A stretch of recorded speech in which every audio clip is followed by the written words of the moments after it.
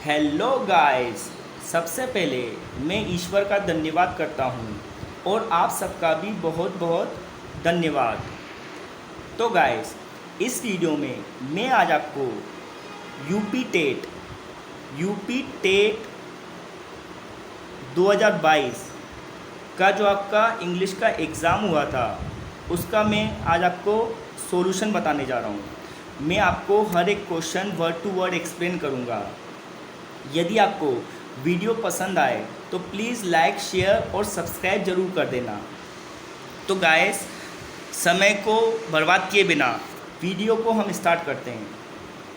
तो देखिए, जो पहला क्वेश्चन है ना, उसमें क्या पूछा गया है, what kind of adjective are used in the following sentence. मतलब जो आपको एक नीचे एक वाक्य दिया गया है, अब आपको उसको क्या बताना है, उस वाक्य में कौन सा एडजेक्टिव यूज़ किया गया है। ठीक है ना, मतलब आपको बताना टाइप्स ऑफ एडजेक्टिव, किस एडजेक्टिव का यूज़ किया गया है। तो देखिए, सेंटेंस क्या है, a live ass is better than a dead lion. तो इस सेंटेंस में गाइस जो एडजेक्टिव यूज किया गया है ना, वो क्या अपना डिस्क्रिप्टिव। तो इसका आंसर क्या है गाइस, ए। तो इस वाक्य में किस एडजेक्टिव का यूज किया गया है, डिस्क्रिप्टिव। ओके गाइस, तो ये डिस्क्रिप्टिव क्या होती है, एडजेक्टिव की एक टाइप होती है। नेक्स्ट क्वेश्चन समझना, question number 62, which of the following has been misspelled.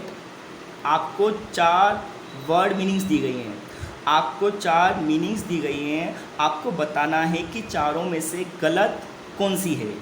ठीक है ना, which of the following has been misspelled. ठीक है, तो देखिए इसका जो आंसर होगा ना गाइस, मैं बता देता हूँ क्या है, गवर्नेंस। जो गवर्नेंस की स्पेल्ड है ना, वो गलत है।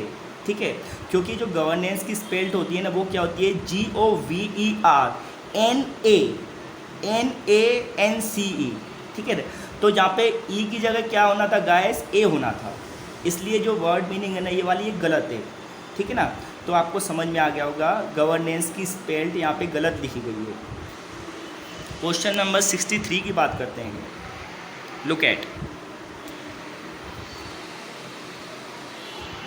देखिए, pick out the correct synonyms. अब आपको क्या बताना है guys, pick out the correct synonyms of the word. मतलब सिनोनियम्स का मीन्स क्या होता है, समानार्थी। आपको एक शब्द दिया गया है, उसका आपको क्या बताना है, सिनोनियम्स। आपने एंटोनियम्स और सिनोनियम्स सुने होंगे। ठीक है ना, तो आपको क्या बताना है, समानार्थी बताना है। किसका, एटेन्यूएट। जो एटीन्यूएट वर्ड है, तो एटीन्यूएट वर्ड है ना, इसका मीन्स क्या होता है, पतला करना। इसका जो एक्चुअल मीन्स का मैं हिंदी बता रहा हूँ, जो एटीन्यूएट वर्ड है ना, उसको हिंदी में क्या बोलते हैं, पतला करना। तो आपको फाइंड आउट करना है इन चारों में से सेम मीनिंग्स किसका है। तो देखो, इसका मीन्स क्या होगा, मेक थिन। ठीक है, तो मेक थिन का मीन्स भी होता है पतला करना, और एटेन्यूएट का मीन्स भी क्या होता है, पतला करना। तो इसका आंसर क्या बनेगा, option number B. Hope guys आपको समझ में आ रहा होगा। ठीक है, अब देखो, जो रिपेंट होता है, तो रिपेंट का मीन्स तो क्या होता है, पछताना। डिवाइड का मीन्स क्या होता है, बांटना। ठीक है ना, डिवाइड का मीन्स बांटना होता है, और फोर्स का मीन्स क्या होता है, ज़बरदस्ती करना। ठीक है, तो इसका आंसर क्या बनेगा, मेक थिन, पतला करना। नेक्स्ट, क्वेश्चन नंबर 64 की बात करते हैं guys. Pick the sentence with the correct conjunction. अब आपको 4 सेंटेंस दिए गए हैं, 4 वाक्य दिए गए हैं। अब चारों में से किस कंजक्शन का सही यूज़ किया गया है, मतलब किस वाक्य में बिल्कुल प्रॉपर कंजक्शन का यूज़ किया गया है, ये बताना है। तो देखिए, अगर इस वाक्य को हम एनालाइज करेंगे तो गाइस आपको दिख रहा होगा सब में नो सूनर का यूज़ किया गया है। किसका यूज़ किया गया है, चारों जो सेंटेंस दिए गए हैं, वाक्य दिए गए हैं, चारों में नो सूनर का यूज़ है। तो आपको याद रखना है, जब भी नो सूनर आता है, क्या आता है गाइस, नो सूनर।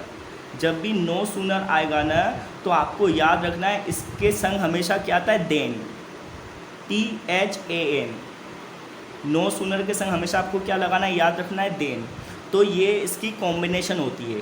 तो अब वाक्य को देखेंगे। देखिए, no sooner had we reach the station but अब यहाँ पे बट कंजक्शन है, गलत है। अब नो सूनर के दूसरे वाक्य में क्या दिया गया है, no sooner had we reach the station and दिया है, ये भी गलत है। No sooner had we reach the station when दिया है, ये भी गलत है। तो अपना आंसर नंबर क्या है, डी। जो ऑप्शन नंबर डी है ना वो अपना आंसर है, क्योंकि इसमें नो सूनर के संग क्या दिया गया है गाइस, जो नो सूनर है ना इसके संग हमको क्या दिख गया, देन। तो नो सूनर के संग हमेशा कौन सी कॉम्बिनेशन आती है, देन की। तो अपना ऑप्शन नंबर डी हमेशा सही रहेगा, नो सूनर के संग हमेशा हमको देन चाहिए। ठीक है, होप आपको समझ में आया होगा। बात करते हैं क्वेश्चन नंबर 65 की। ओके गाइस, देखिए, pick out the suitable antonym. अब एंटोनियम का मीन्स क्या होता है गाइस, विपरीत, मतलब उल्टा। जैसे सिनोनियम्स था, सिनोनियम्स का मीन्स समानार्थी था, आपको क्या बताना है, एंटोनियम्स बताना है ऑफ द गिवन वर्ड। मतलब जो आपको एक शब्द दिया गया है, अब शब्द क्या है, जुडिशियस। क्या शब्द दिया गया गाइस, जुडिशियस। तो जुडिशियस का मीन्स क्या होता है, बुद्धिमान। ठीक है ना, जुडिशियस का मीन्स क्या होता है, बुद्धिमान। तो अब आपको इसका क्या बनाना है, अपोजिट बताना है। क्या बताना है, अपोजिट मीन्स एंटोनियम्स। तो जुडिशियस का एंटोनियम होता है इम्प्रूडेंट। तो इसका आंसर है ऑप्शन नंबर ए। ठीक है, याद रखना, जो जुडिशियस है ना इसका एंटोनियम्स क्या होता है, इम्प्रूडेंट। ठीक है ना। तो आपने सुना होगा प्रीफिक्स, कुछ प्रीफिक्स लगते हैं जो किसी सेंटेंस को या किसी शब्द को क्या बनाते हैं, नेगेटिव। तो इनमें से एक एम है। ठीक है ना, जो एम लगता है ना, तो एम हमेशा क्या बना देता है, किसी चीज़ का उल्टा, अपोजिट सेंस होता है। ठीक है ना, जैसे आपने सुना होगा इम्पॉसिबल, तो पॉसिबल का उल्टा क्या हो गया था, इम्पॉसिबल। तो आपको याद रखना है, आपको कोई भी सेंस नहीं आए तो जो आई एम होता है हमेशा कौन सा सेंस देता है, नेगेटिव, मीन्स उल्टा सेंस देता है। तो आपको किसका उल्टा बताना है, जो जुडिशियस है उसका उल्टा बताना था। तो अगर आपको वर्ड मीनिंग का अर्थ समझ में नहीं आ रहा तो आपको ये इम लगाना है नेगेटिव, किसी चीज़ को नेगेटिव बनाने के लिए। ठीक है, तो मैं आपको एक सेंस बताया है। ओके गाइस, तो जुडिशियस में समझदार होता है, इम्प्रूडेंट का मीन्स क्या होता है, ना समझ। ओके गाइस, तो मैंने आपको एक सेंस बता दिया। अब बात करेंगे क्वेश्चन नंबर 66 की, the meaning of the idem. ठीक है ना, अब यहाँ पे एक इडियम दिया गया है। ठीक है ना, अब वो क्या है, टू पुट आउट। अब आपको क्या बताना है, यहाँ पे एक इडियम दिया गया है, टू पुट आउट। तो टू पुट आउट का मीन क्या होता है, आपको ये बताना है। तो देखिए, टू पोस्टपोन। ठीक है ना, पोस्टपोन का मीन्स क्या होता है, किसी चीज़ को आगे ले जाना, पोस्टपोन करना, ये इसका आंसर नहीं है। ठीक है ना, टू गो आउट, बाहर निकल जाना, ये भी नहीं इसका आंसर है। तो पुट आउट का मीन्स क्या होता है, बुझा देना, किसी चीज़ को बुझा देना। ठीक है ना, बुझा देते हैं ना, आग लग जाती है तो उसको बुझाते हैं। तो इसका जो पुट आउट का मीन्स क्या होता है, टू एक्सटिंग्विश, टू एक्सटिंग्विश। ठीक है ना, टू एक्सटिंग्विश मीन्स क्या होगा, इसका बुझा देना। तो इसका आंसर क्या होगा गाइस, ऑप्शन नंबर सी इसका आंसर है। तो टू पुट आउट का मीन्स क्या होता है, to extinguish. Is it done. Next question की बात करते हैं guys, question number 67, the sentence this is the house in which. अब एक इसमें आपको वाक्य दिया गया है, this is the house in which I was born. तो इसका मीन्स क्या होता है गाइस, यह मकान है जहाँ पे मैं पैदा हुआ। ये एक वाक्य है, यह मकान है जहाँ पे मैं पैदा हुआ। तो आपको ये बताना है ये कौन सा सेंटेंस है, मतलब टाइप्स ऑफ सेंटेंस बताना है। तो ऑप्शंस क्या है, देखिए गाइस, अ सिंपल सेंटेंस, तो ये एक सिंपल सेंटेंस नहीं है। ठीक है, क्योंकि यहाँ पे दो क्लोज हैं। देखिए, दिस इज़ द हाउस, एक ये क्लोज है, एक कौन सा है, विच आई वॉज बोर्न। तो यहाँ पे दो क्लोज हैं, तो जब भी दो क्लोजेज होते हैं तो एक सेंटेंस, ये सिंपल सेंटेंस नहीं होता है, पहली बात तो। दूसरा, a compound sentence, compound complex sentence, तो कंपाउंड और कॉम्प्लेक्स भी नहीं है, ये सेंटेंस क्या है, कंपाउंड सेंटेंस है। तो ऑप्शन नंबर सी इसका आंसर क्या है गाइस, ऑप्शन नंबर सी, ये एक कॉम्प्लेक्स सेंटेंस है। क्यों है, मैं आपको बता देता हूँ। देखिए, जब किसी वाक्य में एक कोऑर्डिनेट क्लोज हो और एक सबऑर्डिनेट क्लोज हो तो वो क्या बनाता है, कॉम्प्लेक्स सेंटेंस। देखो, जो कोऑर्डिनेट क्लोज का मीन्स क्या होता है गाइस, जो एक अपना खुद का सेंस देता है, और जो सबऑर्डिनेट क्लोज होता है ना, वो दूसरे पे डिपेंड होता है। तो जब किसी एक वाक्य में एक कोऑर्डिनेट और सबऑर्डिनेट क्लोज आएगा तो वो कौन सा सेंटेंस बनाता है, कॉम्प्लेक्स।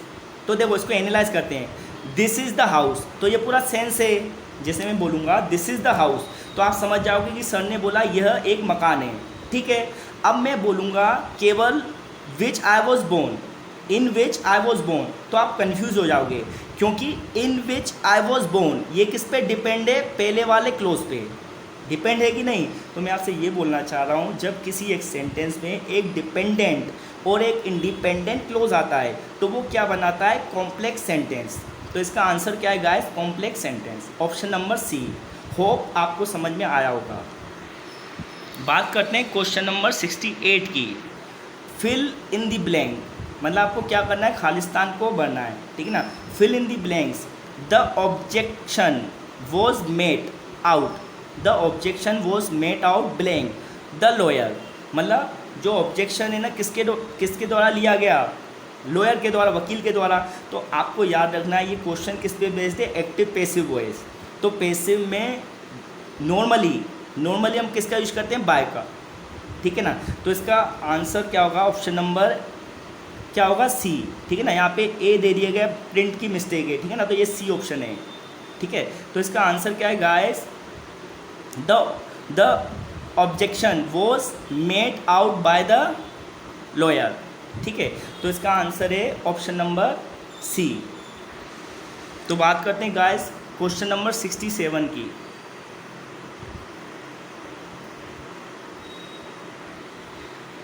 68 हो गया था, 69 की, ठीक है, 69 की बात करते हैं गाइस। अब देखिए गाइस क्वेश्चन नंबर 69 क्या है, फिल इन द ब्लैंक। फिर से आपको एक खालिस्तान दिया गया, आपको उसको फिल करना है, फिल इन द ब्लैंक। अब स्टार्टिंग में ब्लैंक है, of playing the children went home, of playing the children went home. तो देखो इसका मीन्स क्या होता है गाइस, बच्चे चले गए, इसका मीन्स तो आपको द चिल्ड्रन वेंट होम, बच्चे घर चले गए। अब क्या, थक मतलब खेलने के बाद थक कर, तो कर के लिए किसका यूज करते हैं गाइस, हैविंग का। ये पार्टिसिपल होता है, ठीक है ना, पास्ट पार्टिसिपल आपने सुना होगा। तो इसमें क्या आएगा, हैविंग टायर्ड। इसका आंसर है option number C, having tired of playing, ठीक है। मतलब थक कर खेलने के बाद थक कर बच्चे कहाँ चले गए, अपने घर चले गए, ठीक है गाइस। नेक्स्ट क्वेश्चन की बात करते हैं, question number 70। Look at, join the following sentences. अब क्या करना है, आपको सेंटेंस दिए गए हैं, उनको ज्वाइन करना है, मतलब जोड़ना है। Join the following sentences, make a simple sentence, मतलब आपको सेंटेंस को जोड़ के एक साधारण वाक्य बनाना है। The coffee isn't too strong, the coffee isn't too strong. तो इसका मीन्स क्या होता है गाइस, जो कॉफ़ी है ना इतनी तेज़ नहीं है, इतनी तेज़ नहीं है। It won't keep awake. अब इट वॉन्ट कीप अवेक का मीन्स क्या होता है, जो हमारी नींद खोल सके। इसमें सेंस ये बोला जा रहा है कि कॉफ़ी इतनी तेज़ नहीं है जिससे हमारी नींद खुल जाए, आपको ये बोलना है। जैसे व्यक्ति होते हैं ना, कुछ व्यक्ति कॉफ़ी पीते हैं उसके बाद उनकी नींद खुलती है, तो आपको इस सेंटेंस को एक बनाना है। तो आपको याद रखना है हमेशा जो टू आए, आपको याद रखना है टू, जो ये टू है ना, TOO, टू का पेयर हमेशा क्या होता है, इन्फिनेटिव टू। टू के संग जो दूसरा पेयर में आएगा, जैसे फर्स्ट क्लोज में आपको टू दिख जाए तो सेकंड क्लोज में अपन को TOO लगाना है, ठीक है। तो मैंने आपको एक हिंट बता दी। तो अब देखो हम फाइंड आउट करेंगे आंसर जिसमें 2 और 2 दिख जाए।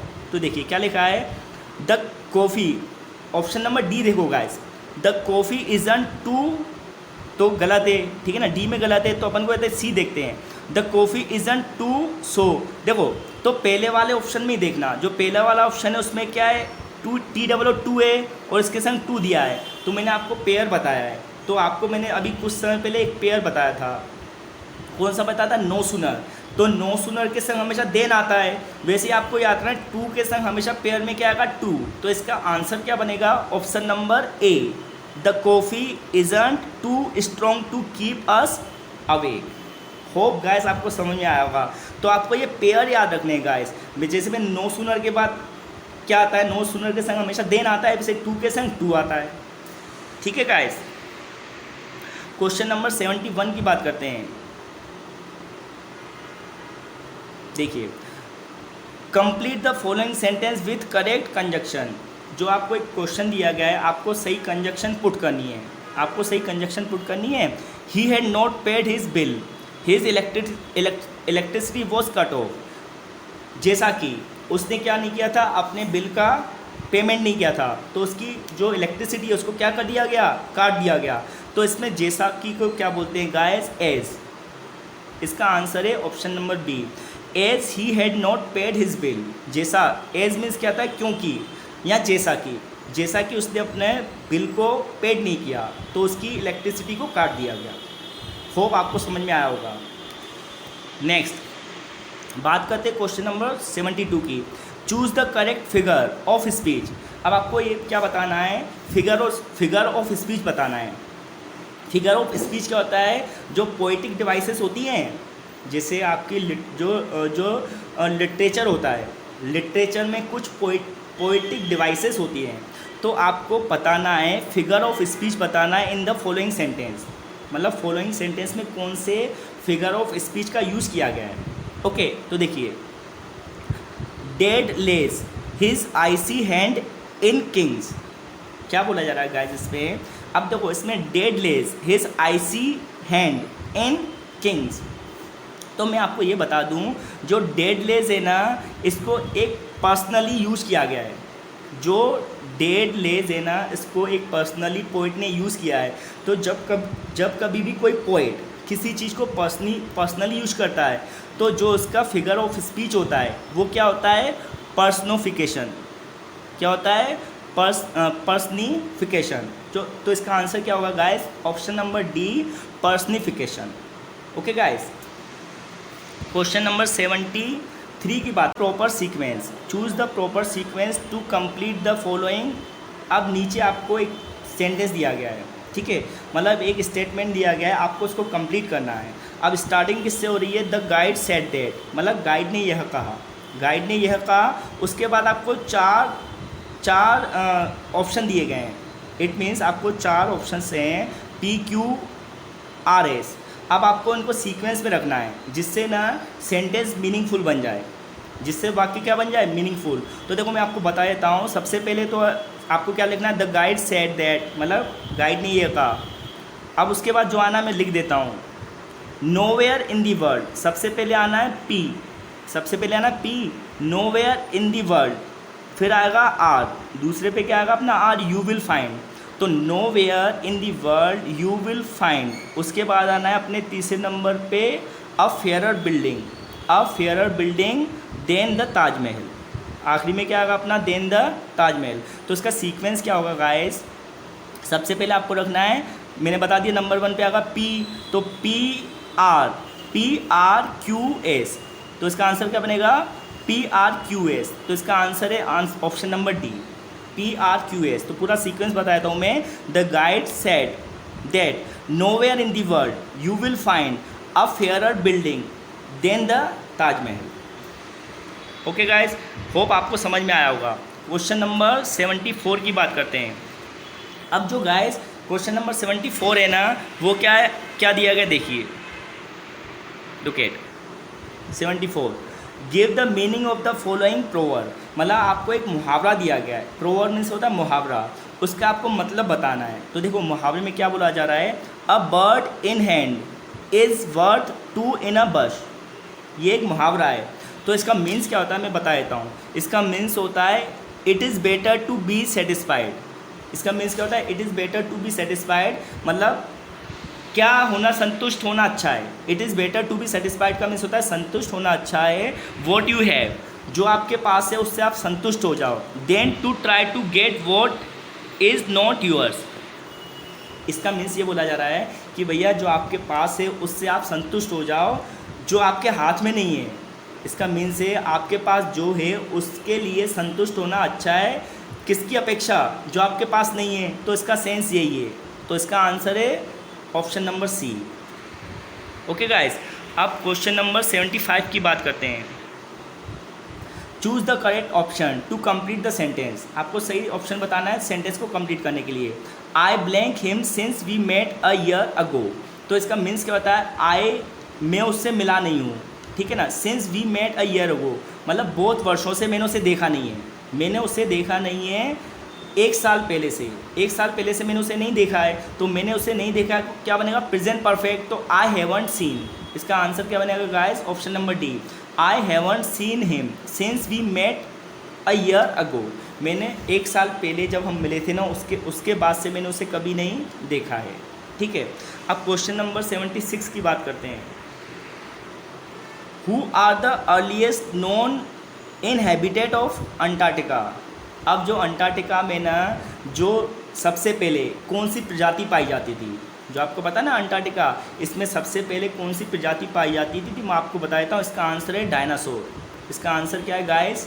डायनासोर। ठीक है, नेक्स्ट क्वेश्चन की बात करते हैं। Question number 77, which of the following word is an adverb. तो आपको ये बताना है इन सब शब्दों में से कौन सा शब्द एक एडवर्ब है। तो देखो, अपेस, अपेस का मीन्स क्या होता है? गति में, तो ये एक एडवर्ब है। जैसे मैं बोल रहा हूँ आई एम स्पीकिंग अपेस, आई एम स्पीकिंग अपेस, तो इसका मीन्स क्या होता है? मैं गति में बोल रहा हूँ। तो मैंने स्पीकिंग एक वर्ब है, स्पीक क्या है? एक वर्ब, और वर्ब के संग क्या लगता है? एडवर्ब। जो वर्ब है ना उसको मॉडिफाई क्या करता है? एडवर्ब। तो ये अपेस इज़ एन एडवर्ब। इसका आंसर ही क्या है? अपेस। ठीक है, नेक्स्ट क्वेश्चन की बात करते हैं। Question number 78, look at, fill in the blank with suitable pronoun. तो आपको क्या बताना है? मतलब आपको एक खालिस्तान दिया गया है, इसमें कौन सा प्रोनाउन आना चाहिए। ठीक है ना, क्वेश्चन फिर से पूछा गया है पार्ट्स ऑफ स्पीच। तो जब भी आप यूपी टेट का एग्जाम देने जाओ तो आप पार्ट्स ऑफ स्पीच, जो आपकी noun, pronoun, adjective, adverb, conjunction, proposition, इसको अच्छे से देख के जाना है। ठीक है, तो देखिए, my son and my daughter are very fond of, मतलब मेरा पुत्र और मेरी पुत्री बहुत शौकीन है। किस चीज़ के शौकीन है? अब इसमें दो जनों की, जब इसमें देखो सन और डॉटर कितने जने हैं? 2 जने। 2 जनों के संग हमेशा क्या लगाते हैं? Each other. आपको याद रखना है, जब भी 2 व्यक्ति या वस्तु या स्थान हो तो इसके संग आपको जो प्रोनाउन है, ठीक है ना, क्या लगाते हैं? Each other. अब ये कौन सा प्रोनाउन है मैं आपको बता देता हूँ, रेसिप्रोकल। अगर आपने प्रोनाउन के नाम सुने हो, 2 जनों के लिए यूज करते हैं रेसिप्रोकल। रेसिप्रोकल प्रोनाउन है, इसमें 2 जनों के लिए यूज करते हैं ईच अदर, और 2 से ज़्यादा के लिए यूज करते हैं वन अनदर। बहुत सिंपल क्वेश्चन था ये। ठीक है, तो रेसिप्रोकल प्रोनाउन में 2 जनों के लिए यूज करते हैं ईच अदर। तो यहाँ पे 2 जने, अगर यहाँ पे 3 जने होते तो हम क्या लगा देते? One another. ठीक है ना, 2 से ज़्यादा के लिए वन अनदर, 2 के लिए ईच अदर। तो यहाँ पे 2 जने। होप आपको समझ में आया होगा। Question number 79, which of the following is an example of metaphor. तो आपको ये बताना है इन सेंटेंस में से कौन सा एग्जाम्पल मेटाफोर का है। अब मैंने आपको ये फिर से बता दिया, ये फिगर ऑफ स्पीच का क्वेश्चन पूछा गया है। जैसे फिगर ऑफ स्पीच जो आपकी लिटरेसी डिवाइस है, जो आपकी पोइट्री डिवाइसेस होती है ना, उसका क्वेश्चन फिर से पूछा गया है कि भैया इसमें मेटाफोर वाक्य कौन सा है। तो मैं आपको बता देता हूँ, he is a big donkey, ये एक मेटाफोर है। He is a big donkey, ये क्या है? एक मेटाफोर। तो क्वेश्चन नंबर 80 की बात करते हैं guys. Choose the correct option, सही ऑप्शन बताना है। ठीक है ना, study of population is known as, मतलब जो स्टडी होती है, अध्ययन किसका? जनसंख्या का। मतलब जनसंख्या का अध्ययन को क्या कहते हैं? जब किसी जनसंख्या को काउंट किया जाता है तो उसको क्या बोलते हैं? तो उसको बोलते हैं डेमोग्राफी। आपको याद रखना है, जब डेमोक्रेसी होता है ना, तो डेमोक्रेसी का मीन्स कहते हैं जनसंख्या, मतलब प्रजातंत्र। डेमोक्रेसी का मीन्स होता है प्रजातंत्र, तो उसी से बना अपना डेमो, क्या बना है? डेमोग्राफी। ठीक है ना, तो इसका आंसर क्या बनेगा? Study of population is known as demography. Hope guys आपको समझ में आ रहा हो। क्वेश्चन नंबर 81 की बात करते हैं। Look eight, transform the following into a direct sentence. अब आपको एक सेंटेंस दिया है, उसको इनडायरेक्ट में दिया गया है। अब आपको क्या बनाना है? डायरेक्ट में। आपको एक वाक्य दिया गया है इनडायरेक्ट स्पीच में, आपको उसकी डायरेक्ट स्पीच बतानी है। तो देखिए, आई आस्क्ड शीला, मैंने किससे पूछा? शीला से। क्या पूछा? I asked Sheela if I might know her father. तो इसका मीन्स क्या था? मैंने शीला से पूछा यदि मैं उनके पिताजी के बारे में जान सकूं।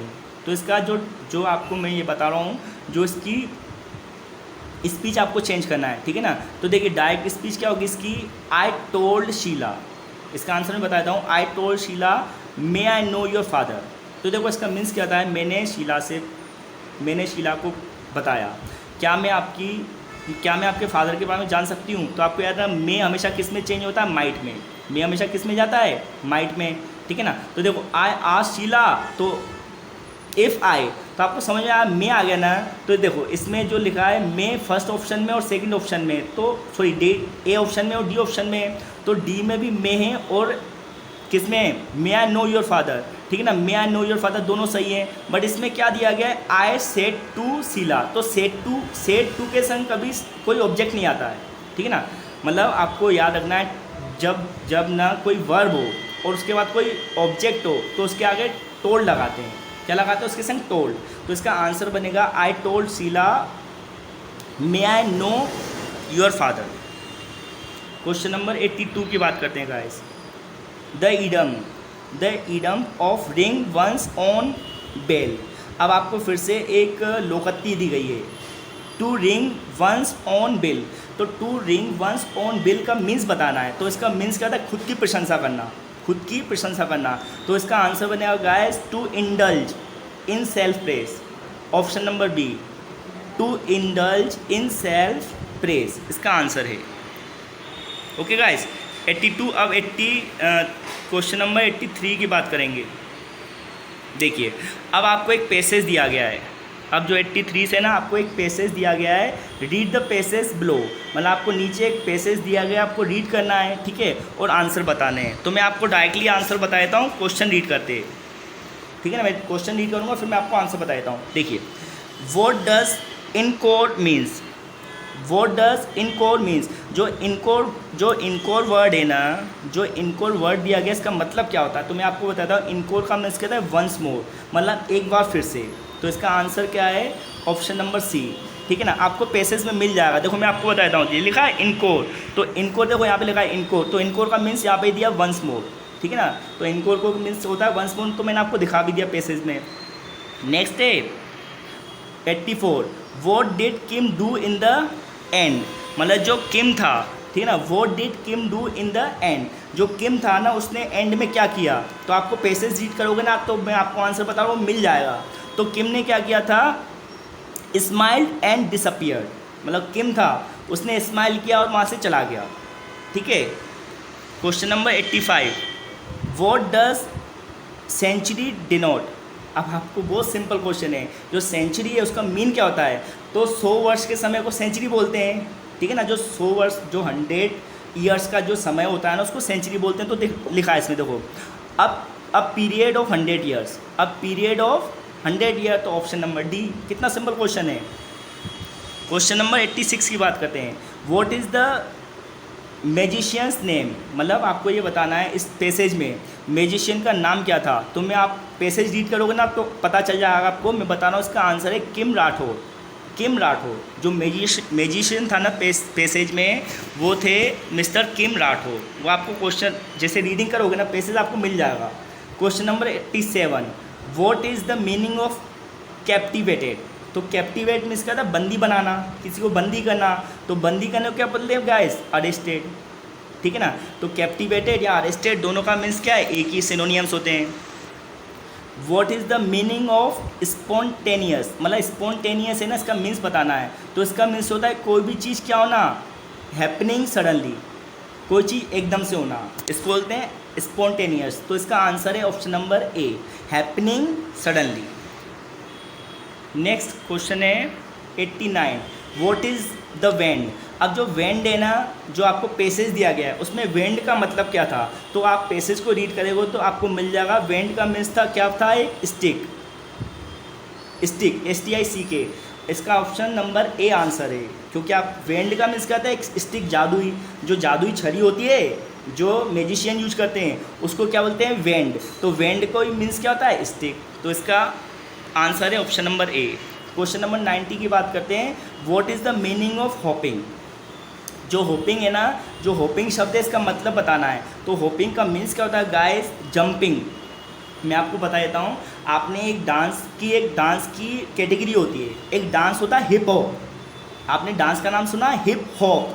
तो हिप आपको पता है, हिप जो होते हैं, हॉप मीन्स उछलना, ठीक है ना, उछलना होता है ना हॉप का मीन्स। जो हिप हॉप डांस होता है उसमें अपन हिप के थ्रू उछलते हैं कि नहीं, मतलब जंप मारते हैं कि नहीं। तो होपिंग का मीन्स क्या है भैया, जंपिंग। तो गाइस अब ये वीडियो यहाँ पे समाप्त होती है। अगर आपको वीडियो पसंद आई हो तो प्लीज़ चैनल को लाइक शेयर और सब्सक्राइब जरूर कर देना और कमेंट जरूर करना। आपको कमेंट करना है कि अगर आपको ऐसी वीडियो पसंद आई है तो मैं और भी वीडियो यूपी टेट पे बनाऊंगा। जो आपके प्रीवियस ईयर्स के एग्ज़ाम हुए ना वो भी मैं आपको और एक्सप्लेन करूंगा यदि आप इस वीडियो में कमेंट करोगे कि सर आप इस तरह की वीडियो और बनाइए, ठीक है, तो मैं और बनाऊंगा आपके लिए।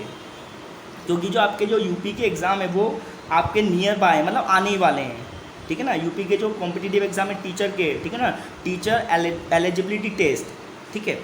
तो गाइस अब मैं इस वीडियो को यहीं पे समाप्त करता हूँ, ठीक है ना। अपना ख्याल रखिए और अपने परिवार का और अपने देश का भी, ठीक है। जय हिंद।